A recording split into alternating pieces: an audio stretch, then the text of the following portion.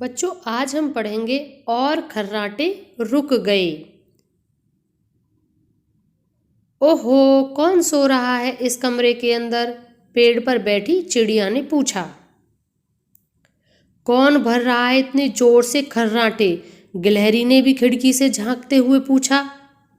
तितलियों ने भी खिड़की के अंदर झांकने की कोशिश की।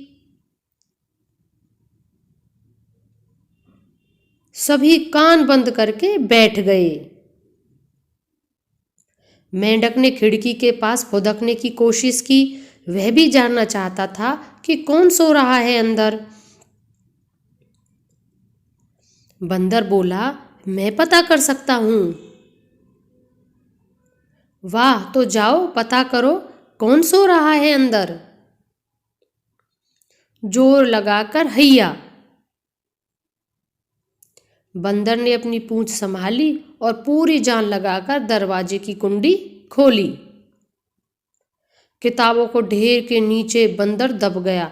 खर्राटों की आवाज अभी भी आ रही थी। वाह, किताबें, मोटी किताब, पतली किताब, नई किताब, पुरानी किताब, कैसी कैसी होती किताब।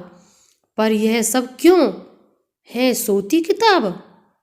ये बंदर ने सोचा और नीचे आप देख रहे हैं कितनी सारी किताबें पड़ी हुई हैं। कोई पढ़ नहीं रहा था इन किताबों को, इसलिए ये सो गईं और जोर जोर से खर्राटे भरने लगीं। मैं भी किताब पढ़ूंगी, गिलहरी ने कहा। मैं भी किताब पढ़ूंगा, मेंढक ने कहा। देखो बच्चे, अब सब किताब पढ़ने की कह रहे हैं। मैं भी किताब पढ़ूंगी, तितली ने कहा। देखो तितली दिख रही है ना।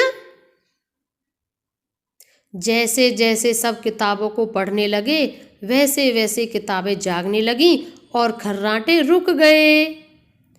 पता चला कौन सो रहा था, यानी किताबें।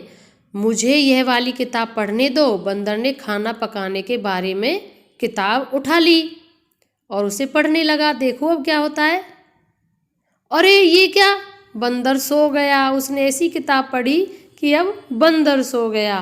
तो बच्चों, इसको आप रोक रोक कर स्वयं भी पढ़ें।